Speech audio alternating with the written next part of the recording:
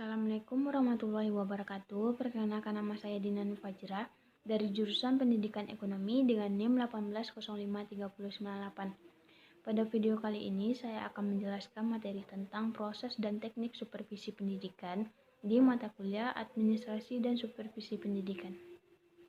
Nah, baiklah, saya akan menjelaskan materi yang pertama, yaitu proses supervisi pendidikan. Supervisi merupakan suatu proses, yaitu serangkaian kegiatan yang teratur dan beraturan serta berhubungan satu sama lain, dan diarahkan kepada suatu tujuan. Secara garis besar, kegiatan dalam proses supervisi dapat dibagi atas 4, yaitu 1. Perencanaan supervisi pendidikan.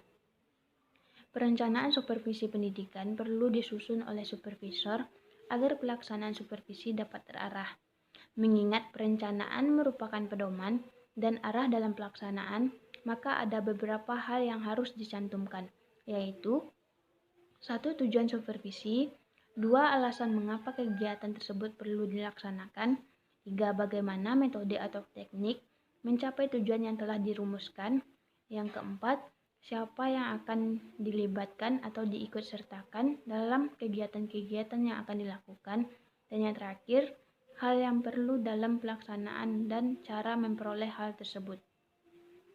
Adapun tahapan perencanaan yang terdiri dari 2 tahap, diantaranya yaitu 1. Tahap penyusunan program tahunan. Langkah-langkahnya yang terdiri dari 1. Mengidentifikasi hasil pengawasan sebelumnya dan kebijakan bidang pendidikan. Yang kedua, mengolah dan menganalisis hasil pengawasan sebelumnya. Yang ketiga, merumuskan rancangan program tahunan. Yang keempat, mengkoordinasikan rancangan program. Dan yang kelima, memantapkan dan menyempurnakan rancangan program. Selanjutnya, tahap yang kedua, tahap persiapan. Dalam tahap ini, yang perlu dipersiapkan antara lain yaitu format atau instrumen supervisi, 2. Materi pembinaan atau supervisi, 3. Buku catatan, dan yang terakhir data supervisi. Kegiatan dalam proses supervisi yang selanjutnya yaitu pelaksanaan supervisi pendidikan. Pelaksanaan ini terbagi dari 5 macam, yaitu 1. Pengumpulan data, 2. Penilaian, 3. Deteksi kelemahan, 4. Memperbaiki kelemahan, dan yang terakhir bimbingan dan pengembangan. Kegiatan dalam proses supervisi yang ketiga yaitu evaluasi. Evaluasi dilakukan untuk mengetahui tujuan yang sudah dicapai, hal-hal yang sudah dilaksanakan, dan hal-hal yang belum dilaksanakan. Evaluasi supervisi dilakukan untuk semua aspek, meliputi evaluasi hasil, proses, dan pelaksanaan. Kegiatan supervisi yang selanjutnya yaitu tindak lanjut. Tindak lanjut adalah bagian terakhir dari kegiatan pengawasan proses pembelajaran. Tindak lanjut merupakan justifikasi, rekomendasi, dan eksekusi yang disampaikan oleh pengawas atau kepala satuan pendidikan tentang pendidikan yang menjadi sasaran pengawasan. Baiklah, materi yang selanjutnya yaitu teknik supervisi pendidikan. Teknik supervisi pendidikan ini terbagi atas 4 kelompok, diantaranya 1. Individu. Individu adalah teknik pelaksanaan supervisi yang digunakan supervisor kepada pribadi guru guna meningkatkan kualitas pengajaran di sekolah. Teknik-teknik individual dalam pelaksanaan supervisi meliputi 1. Teknik kunjungan kelas. Teknik ini merupakan suatu teknik kunjungan yang dilakukan supervisor ke dalam satu kelas pada saat guru sedang mengajar, dengan tujuan untuk membantu guru menghadapi kesulitan mengajar selama pembelajaran. Kunjungan kelas dapat dilakukan dengan 3 cara, yaitu kunjungan kelas tanpa diberitahu, kunjungan kelas dengan pemberitahuan, dan kunjungan kelas atas undangan guru. Teknik yang kedua yaitu teknik observasi kelas.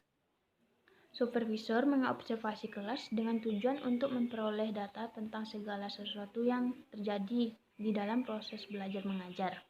Selama berada di dalam kelas, supervisor melakukan pengamatan dengan teliti dan menggunakan instrumen yang ada terhadap lingkungan kelas yang diciptakan oleh guru selama pembelajaran.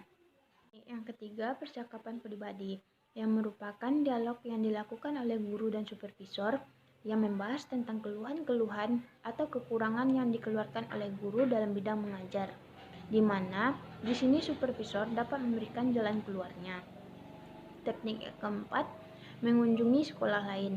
Manfaat dari mengunjungi sekolah lain yaitu untuk dapat saling membandingkan dan belajar atas kelebihan dan kekurangan berdasarkan pengalaman masing-masing.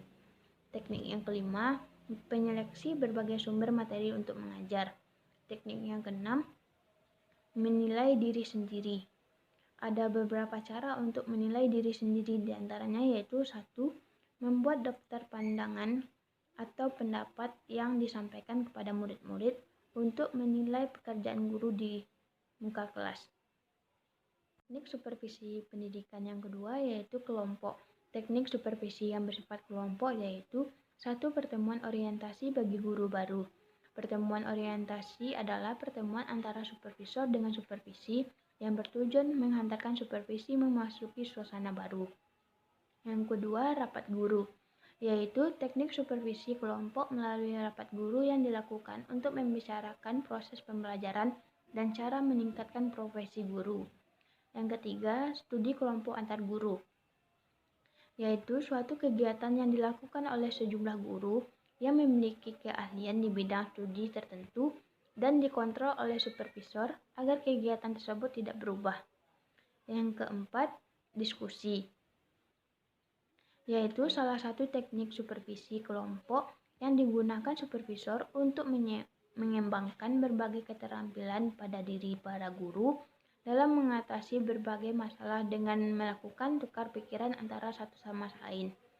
Yang kelima, workshop, kegiatan belajar kelompok yang terjadi dari sejumlah pendidik yang sedang memecahkan masalah melalui percakapan dan bekerja sama secara kelompok. Yang keenam, tukar-menukar pengalaman, teknik perjumpaan di mana guru menyampaikan pengalaman masing-masing.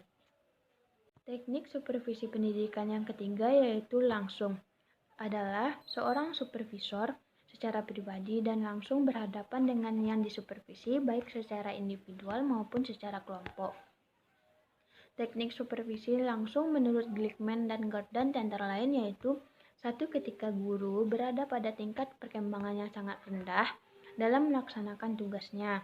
Yang kedua, ketika guru tidak memiliki kesadaran, pengetahuan, atau ketika guru cenderung mematuhi pengawas. Yang ketiga, ketika guru tidak memiliki keterlibatan dalam pengambilan keputusan dan pengawas dilibatkan dalam pengambilan keputusan.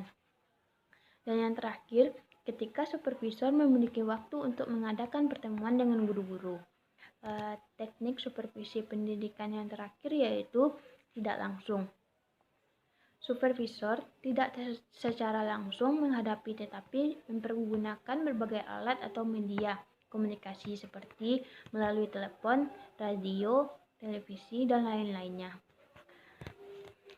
Baiklah, sekian materi yang dapat saya sampaikan. Wassalamualaikum warahmatullahi wabarakatuh.